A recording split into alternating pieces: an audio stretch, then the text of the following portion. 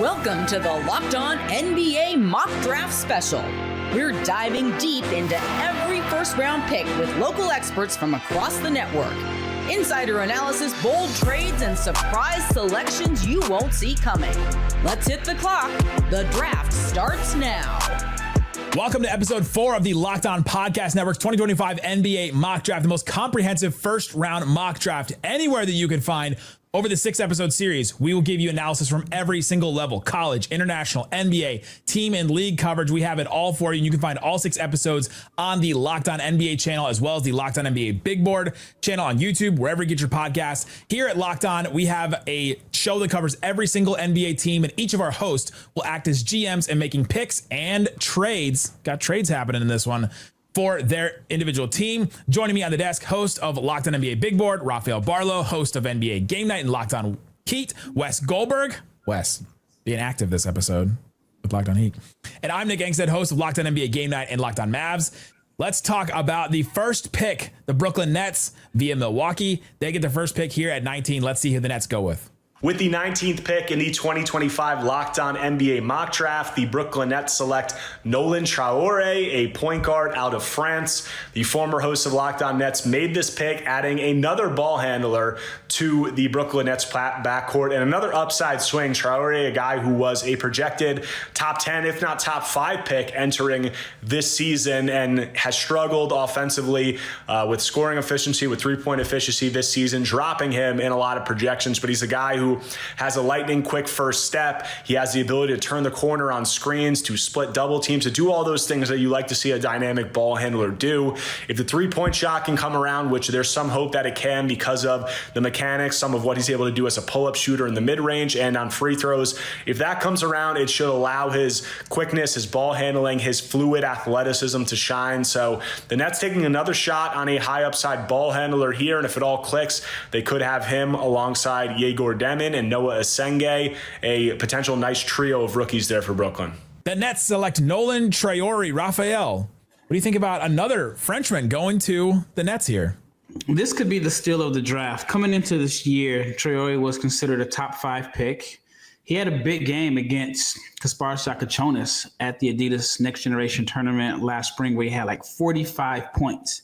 And at that time, if the draft were last spring, Traore would have been a top 5 pick. He also had a really, really strong showing at the Nike Hoop Summit last April. This year was up and down. Some of his flaws were magnified, but I think if you put it in context, if you would have put him in college basketball and taken some of the point guards that have been selected ahead of him and put them in France, I think they would have struggled too. So in my opinion, this is the steal of the draft for the Nets. And if you're Brooklyn, you have Yegor Demin, who is a really good passer. Traore is a good passer. He led the FIBA U19s in assists, but he's also a pretty good scorer. I think that they can play together. Yeah, look, it could be the steal of the draft. It could be a complete bust based on some of the struggles that we've seen too. But you know what? You're Brooklyn. You're looking for that star player. You swing big here. High risk, high reward. It makes a ton of sense.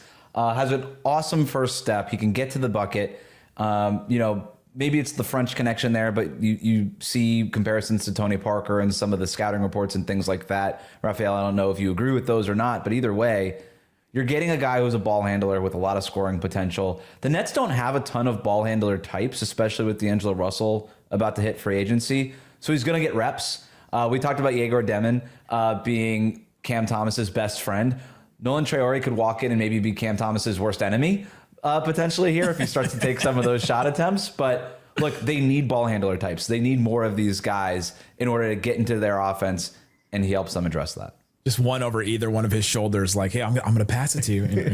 You're not going to get the ball from me, just over and over again. Yeah, Nets taking another French guy here, Traore. They've also got Noah Asenge earlier in this. We did the episode on that one. And spoiler, they're taking another one here in a second. But Nolan Traore going 19 to the Brooklyn Nets.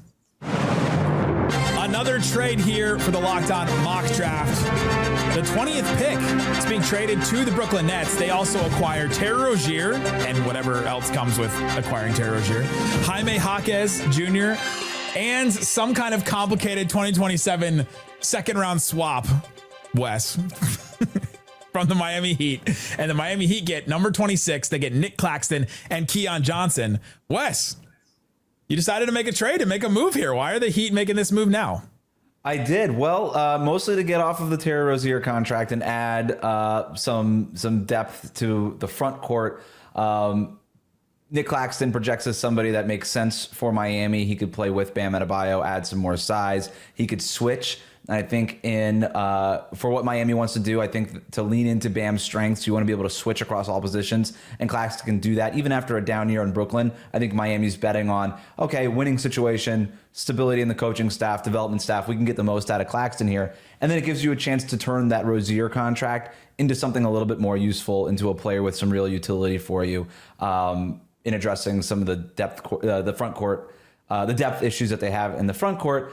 And if it only costs you moving down 6 spots at the end of the first round, I think it's fine. And in talking with Brooklyn, they were really excited with who was left on the board here, and they felt compelled to move up. How has Jaime Jaquez lost so much stock here? It feels like he was going to be the centerpiece of a deal, and now we're throwing him into this swap here. Yeah, that was honestly a harder thing to include here. That was kind of the sticking point in negotiations, and ultimately we went ahead and did it. Mostly because I think Keon Johnson is also a little underrated, but I think Jaime Jaquez Jr. is going to have a much better third year than he did in his second year. He started the year with a tough leg injury, ended up having this weird stomach virus that kind of derailed the beginning part of his season. That stomach virus ended up returning later in the season. It was just a really weird year for Jaime, and as we know, sophomore slumps happen. Development isn't linear. I think Jaime is actually going to get a lot of opportunities in Brooklyn that maybe weren't there in Miami going forward, especially with some of the other trades that the Heat make.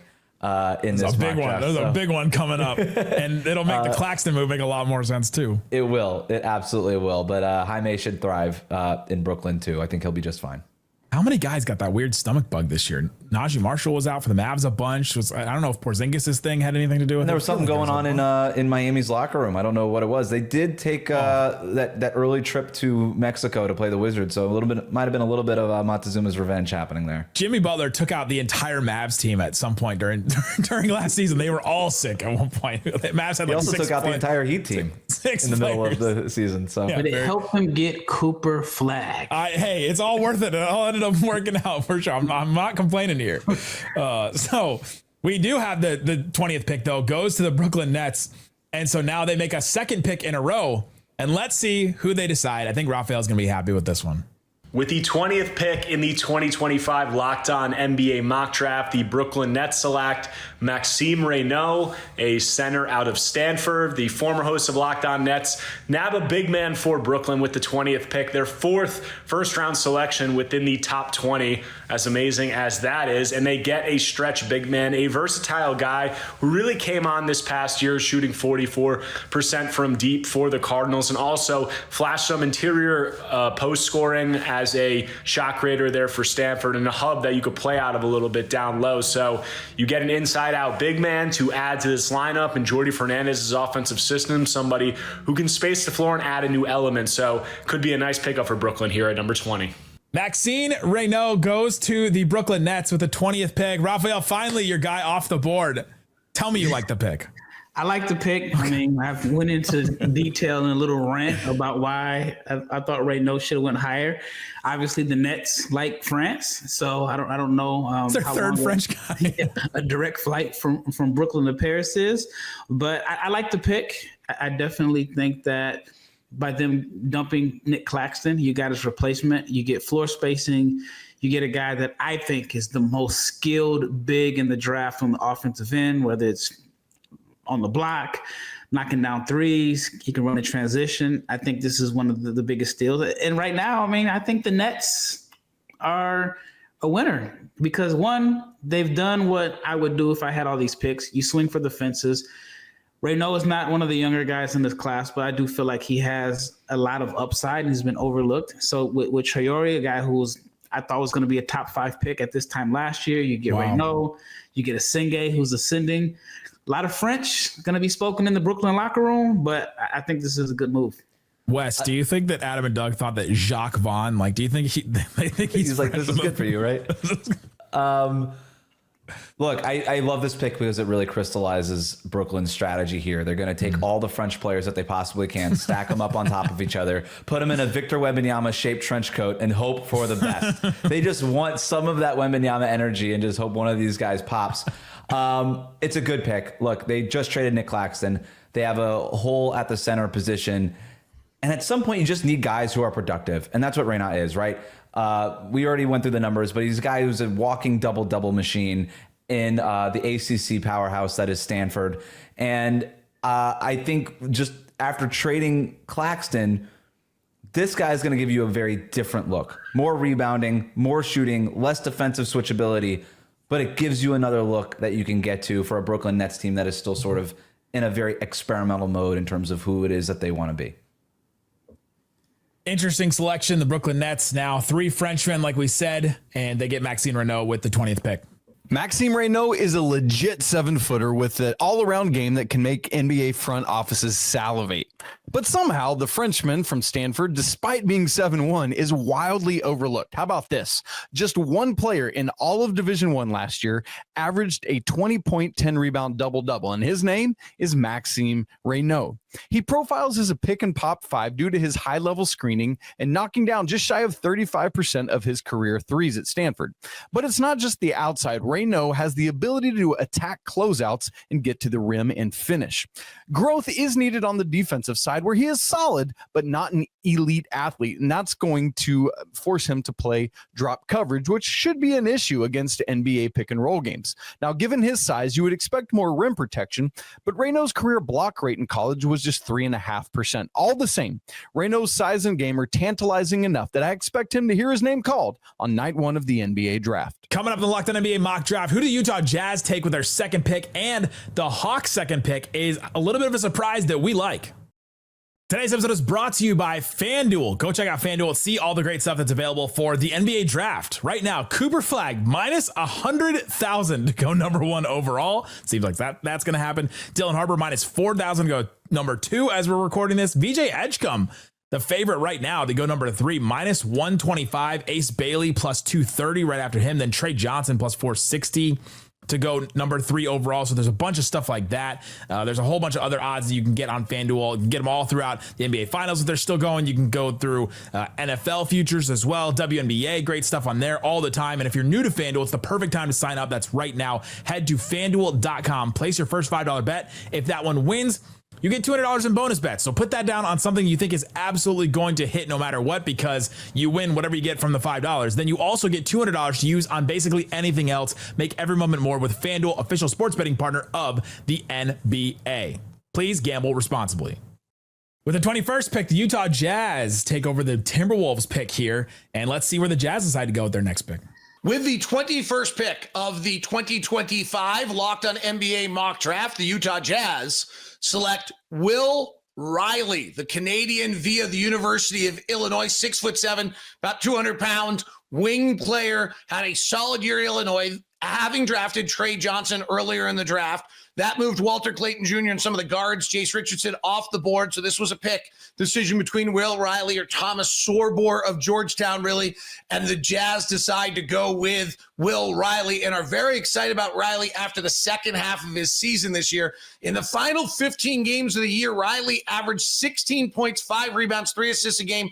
His three-point shooting went to 34% after a fairly disastrous December and January. He got his footing, looked like the prospect he was supposed to be out of Canada at times, was the best player at Illinois. So the Jazz add a 6'8" wing player in Will Riley. The Jazz select Will Riley from Illinois. Raphael, what are they getting with this guy, Will Riley? Yeah, this is an upside swing. Riley is a good shooter, even though the numbers don't necessarily indicate shooting efficiency, but he has good positional size, is a good passer. Surprisingly ran a lot of pick and rolls for Illinois. When I first saw him play, I wasn't a big fan because he shot the ball every single time.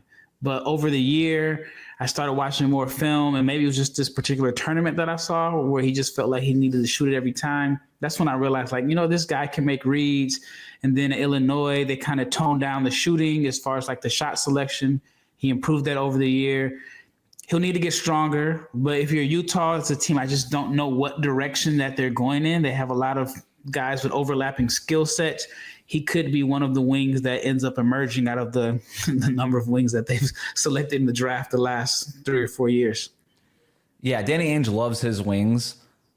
He hasn't really drafted a guy despite that with the Will Riley physical profile, right? A lot of smaller guards. This is a wing with real size, as Raphael said, just real positional size, has not seen a contested shot that he doesn't like. And I kind of think they need a little bit of that chutzpah. They need a little bit of that size to go into their offensive lineup here. Like I said, most of their recent investments have either been in the front court or in the back court. So there was a spot on the perimeter for a guy exactly like Will Riley. The Jazz ranked in the bottom 5 in offensive rating last year, 4th worst team in the league in mid-range shooting. It's just easy to see where Will Riley will fit in, and maybe right away for a team that just doesn't have a lot going at that position. If you're the Jazz and you're walking away from this draft with Trey Johnson from Texas, who they took early, and then Will Riley here, Raphael, how are you feeling about yourself? I mean, I like it. I mean, you got, in theory, you got shooting, you got some size.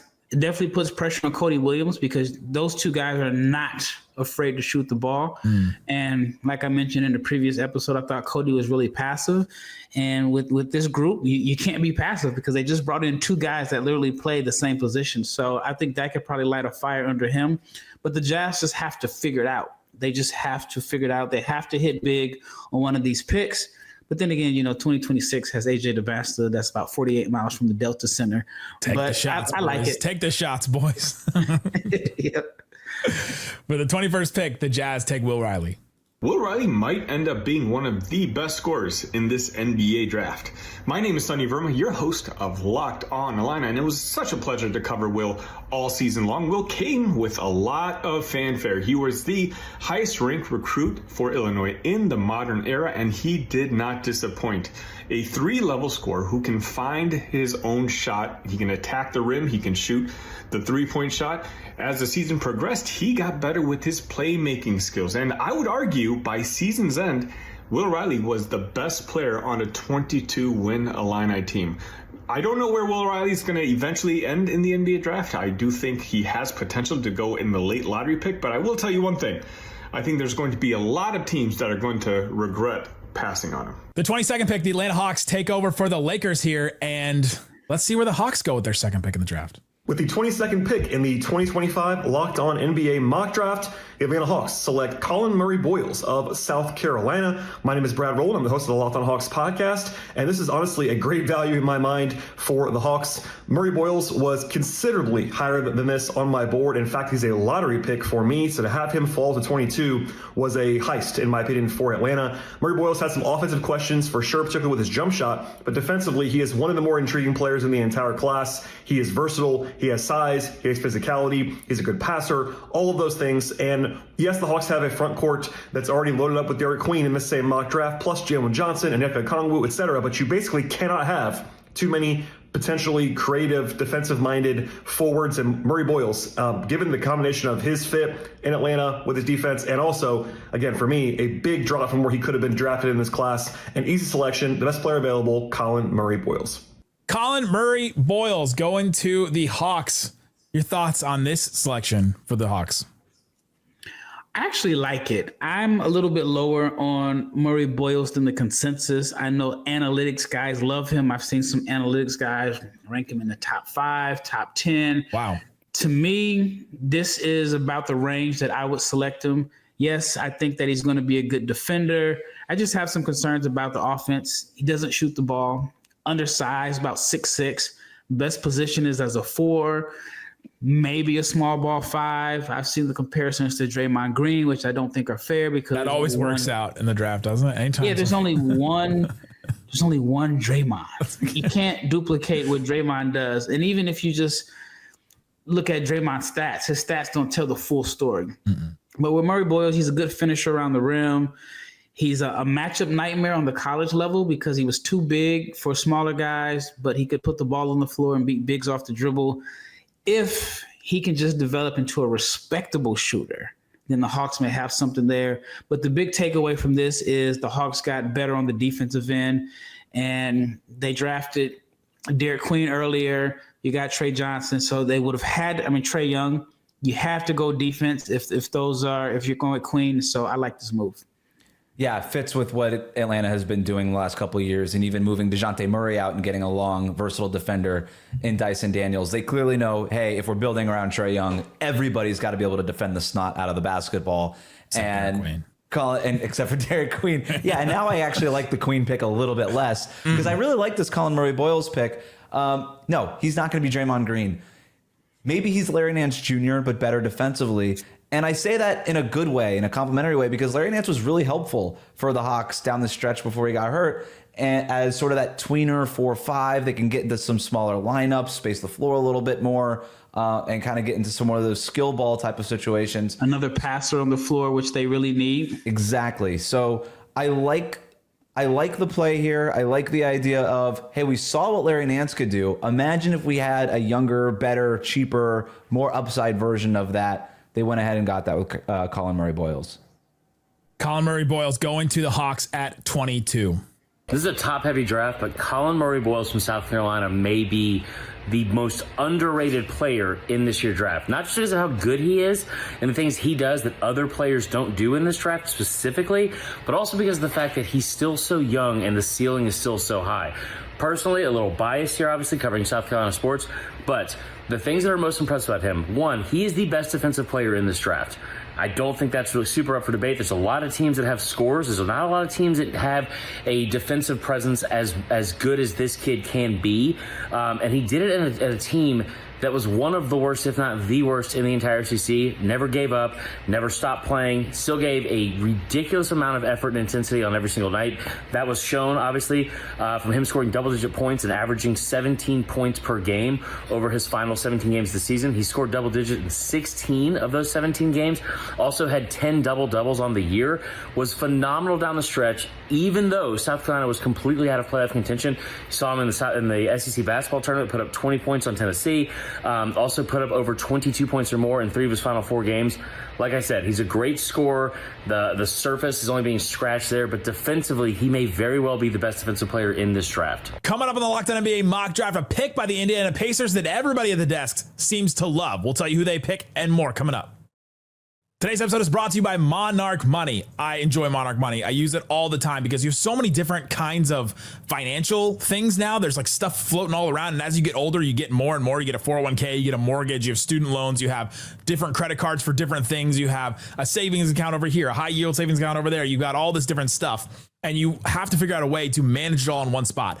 Monarch Money is just that, but it's not just a budgeting app. It's a complete financial command center. You can track all your accounts, investments, and spending all in one place so you stop managing your money and start building wealth. They also have surprising insights. You can say like, I want to buy a house or I want to do this, pay off debt, different things like that. They'll give you certain steps based on where you stand and all that kind of stuff. I love that. The all-in-one convenience is great too. Take control of your finances with Monarch Money. Use the code LOCKEDONNBA, all one word, LOCKEDONNBA at monarchmoney.com for 50% off your first year. That's monarchmoney.com. That code is LOCKEDONNBA. You get half off your first year, 50% off the entire first year with Monarch Money at monarchmoney.com. Code LOCKEDONNBA.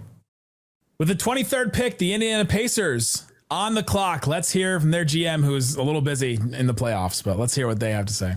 At 23, the Pacers take Jace Richardson from Michigan State. Smaller guard, but good enough passer, doesn't turn it over too much. Good efficiency and shooting at Michigan State last year. Importantly for the Pacers here, he's young, all right? They can grow because they don't have a ton of minutes to offer younger guys right now, still in the conference finals. Lots of young guys like Jarris Walker and Benedict Mather on the fringe of the rotation already.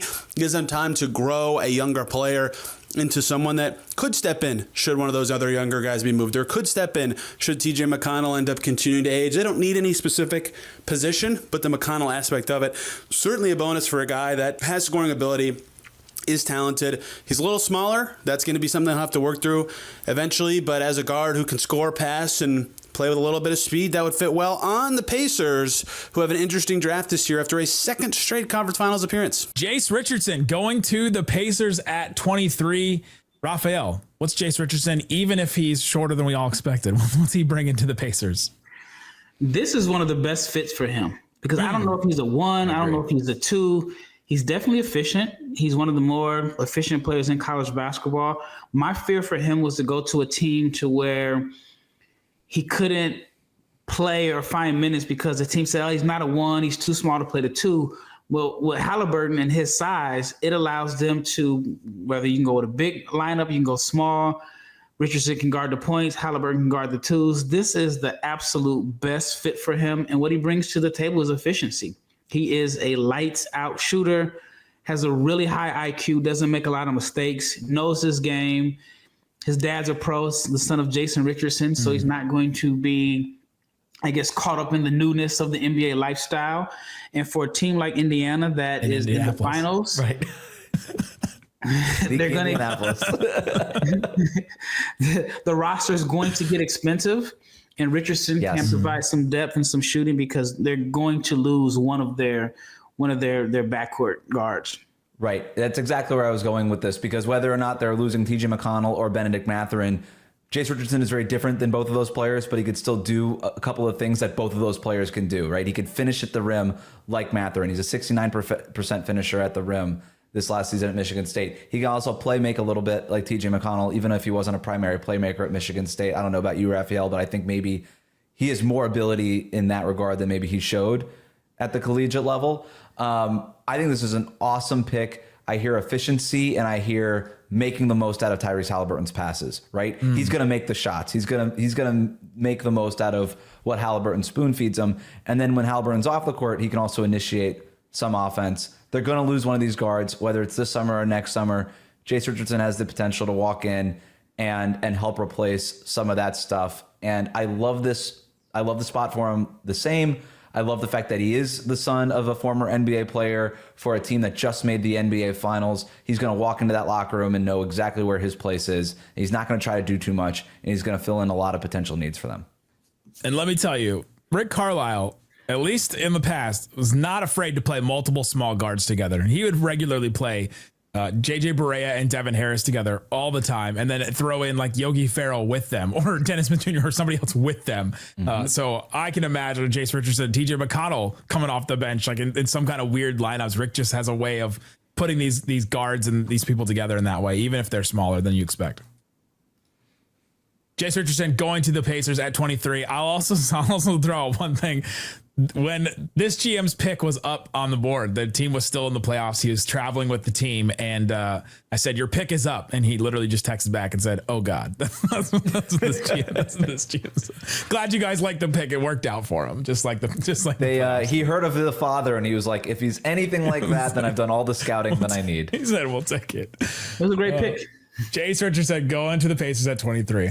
You know what they say, great things come in small packages. That is certainly the case with Jace Richardson. What's up, everyone? Matt Sheehan of Locked On Spartans. And yes, Jace Richardson played his college career, his all 1 year, at 6'3" on a college roster. Well, unfortunately, at the combine, measured just a tick over 6 feet tall, and that could be a limitation for him.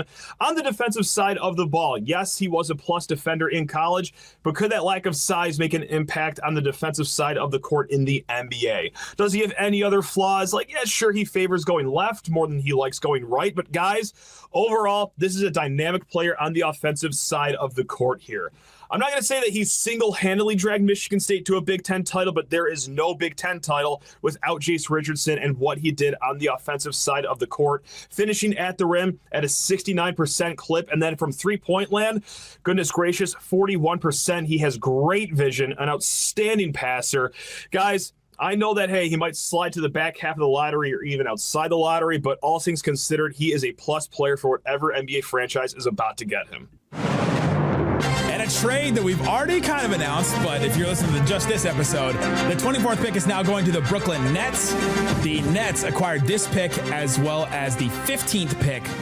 Aaron Wiggins, Ousmane Dieng, and then 2 second-round picks from Milwaukee and Atlanta. The Thunder are getting Cam Johnson in this trade. We talked about that one a couple episodes ago, but now the Nets get the second pick in that deal. And let's see who the Nets select with the 24th pick. With the 24th pick in the 2025 Locked On NBA Mock Draft, the Brooklyn Nets select Thomas Sorber, a center out of Georgetown. The former hosts of Locked On Nets make the Brooklyn's fifth first-round selection within the top 25, taking Sorber, a 6'9" center who had one of the best freshman seasons for a big man in Georgetown history, which is saying a lot because that's a lengthy list of bigs that have played there. But Sorber has an extremely high feel for the game. He's a great passer, whether out of the short roll, whether off offensive rebounds, whether in transition, all of those things he does really well. He is a stockier guy, has some bulk, which will help him on the boards, over 260 pounds. And the Nets add him to their center rotation alongside Maxim Reo. And also they have Day'Ron Sharpe and Nick Claxton in place now. So maybe this is a precursor to a Nick Claxton trade, but a nice addition to the Brooklyn Nets frontcourt rotation, which is suddenly has a lot of youth and a lot of promise. Thomas Sorber goes to the Brooklyn Nets. Another pick for the Nets. This guy not from France, right, Raphael? There's no French in his background. Have you done the 23andMe on him? Actually. Sorbet. Thomas Sorber. Jacques Van, Thomas Sorber. What are they getting with this pick? Another upside swing, which is, perfect for the Nets. Sorber was the guy, or maybe Sorbet was the guy that I feel like we have to call him that now. Thomas. Thomas. Sorber was a player that was not on my radar as a one and done player coming into his freshman year at Georgetown. Caught a lot of people by surprise, was very productive, skilled, has a little bit of like an old school feel to his game, like an old school banger, big body, but does show some new school in his game, the ability to knock down mid-range jumpers. Very, very intriguing long-term prospect. I like the move for Brooklyn. And right now, they're just, I guess when you have this many picks, you just got to throw something on the wall and see what sticks. Just swinging, man. They're just swinging over and over again. Yeah, so they're getting a guy that is ascending in the right direction because, like I said, a year ago at this time, I don't think many people had heard of Thomas Sorber. Yeah, look, they added an offensive-minded big earlier. Now they add a defensive center in Sorber with a 7'6" wingspan, which is all I needed to know. Oof. Look, I like the bullpen of centers that they're starting to build for a team that's clearly looking for whatever it is that comes next. They're looking for an identity. This allows them to test out different looks. They got a bunch of guards now in-house. They have two different kinds of centers, very different kinds of centers in-house. There's going to be a lot of mixing and matching of lineups now with these guys, and they're going to say, okay, like let's figure out some of these two-man combos that work, some of these guard center actions and these combos that work for us. It's going to be a lot of experimenting. But like I said, I like the bullpen that they're creating, and I like the combinations that they can kind of get to, at least to just figure out what it is that they want to be. Yeah, they're taking a lot of swings so far. They have another pick still and coming up in the draft. Their sixth one. So we'll talk about that. That wraps up this episode. Next one is a doozy of a trade that has nothing to do with this draft, but our hosts were able to be GM, so they made a trade anyway. Kevin Durant is moving in the next episode, so make sure you tune back in on the Locked On NBA channel or Locked On NBA Big Boards channel, wherever you get your podcasts.